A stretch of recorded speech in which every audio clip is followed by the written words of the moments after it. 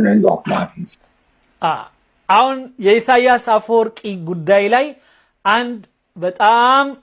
ጥሩ ገጠመኝ ላውራችሁ ይላል። وعنده يدعو لي عليه او عايز ሁል ጊዜ ኢሳያስ አፈወርቂ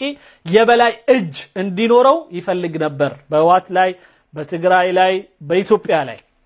عنده شويه سيطره كده እናም ሁሌም የበላይ ሆኖ አላፊ መሆን አላፊ መጫወት ይፈልጋል ذات اللي قدام قادت للحروبات دي ሌላው ቀርቶ እስከ መጨረሻው ጦርነቱን እስካደረጉበት ድረስ ይሄ ስሜቱ ነው ወደዛ የወሰደው فاتذكر احنا مره قاعدين ايام المؤتمر ده فقام السياسه السليه انا ومعايا عثمان السيد كان عثمان السيد طبعا የዛኔ በትግራይ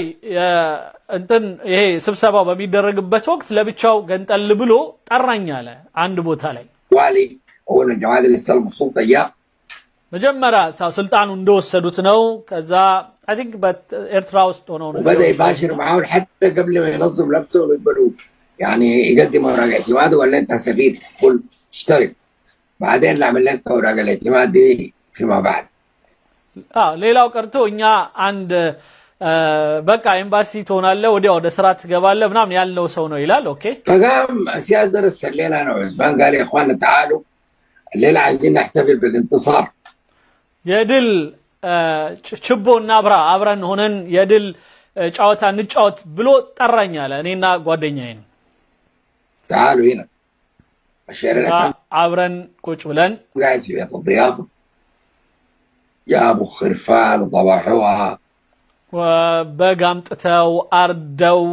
باربيكيو ارجن بلان عندنا ناكل في الشوات السياسه قاعد يقول لي شو بس عليك الله بلدنا شو البلد دي እስኪ አገራችንን ይላል አለ ማለት አገራችንንና አገራቸውን እስኪ ይላል ኢትዮጵያንና ኤርትራን ሊያወዳደር طبعا بعد شويه الواين شويه ضرب في راسه ትንሽ የጠጣት ደግሞ ከፍ ስትላላ እና የሆነች ነገር ማውጣት ጀመረ ወዲ አባውን ብቅል ያወጣል በሚባለው شفت الفاتح اصحابك وطبعا بقول لي اصحابك لناس التجراي እነዚህ ጓደኞች በቃ አይኔ መሰለ ሀገር ጎረሱ ወሰዱ እያለ በጣም በጸጸት አለቀ ይላል ولا اصحابك المغفلين دي እነዚህ ፋራዎች እነዚህ ገጠሪዎች እያለ ማለት ነው እንንተናን እነ ምንድነው ስሙ እነ መለስ ዜናዊን اللي يشوف عليك الله يرسو بلد كيف الوقت ده كان المطر صابه እና ምን አይነት ሀገር እንደወረሱ ምን የመሰለ የዛኔ ደግሞ ክረምት ነገር ነበር ይላል በጣም ውሃው ዝናቡ አገሩ አረንጓዴ ሆኖ ምናምን ሲያዩ በጣም ተበሳጨ ይላል والوقت خضره والرعده والمطره ይሄ በቃ ዝናቡ ምንድን ነው ይባለው የራዕድ ማለት ይሄ ምንድን ነው ይባለው መብረቅ ምናምን ድምጽ እንደዚህ አይነት ሲሰማ በቃ ሞገዱ ምናምን طبعا اثيوبيا خضراء وبلد فيها خيرات كثيره جدا አው አለ ኢትዮጵያ መቼም ብዙ ኸይር ያላት ሀገር ናት ትልቅ ሀብት ያላት ሀገር ናት اجاز قال له بعدين قاعدين احنا في القصر بتاع الضيافه الكبير ده ግን እኛ ያለንበትን ቦታ ደግሞ ይዋለ የትግራይና ከዛ በኋላ ያለውን ቦታ ማለት كان قال لي شو اصحابك المغفلين دول ورثوا شنو ونحن ورثنا شنو እስኪ እኛ የወረስነውንና እነሱ የወረሱትን እስኪ ይልና ይሄ አንዱ በጣም የሚገርም የኢሳያስ አፈወርቂ ገጠመኝ ነው ይላል قال لي شوف البطر شوف الخدار شوف العمارات دي شوف እስኪ ዝናቡ ይላል አለ አንድ እስኪ የኔ መሰሉ ህንጻዎችን እስኪ ምናምን እያለ ይቆጥራል የኢትዮጵያን ኸይር ነገሮች في العمران ده احنا قال لي قاعدين لنا في هضبه صغيره ما እኛ ግን እቺን ትንሽ ሀገር ሰተውን እንዲህ አይነት በረሃ ላይ ዝም ብሎ የወዳደመች ቤት ቦታ ላይ አስቀምጠውን في اي حاجه ምንም የሌለበት ቦታ ما في اي حاجه له የሌለበት بلد قال لي هناك اسمره دي بعد ما زمرت اللي ظبطوها جلسوا بين دين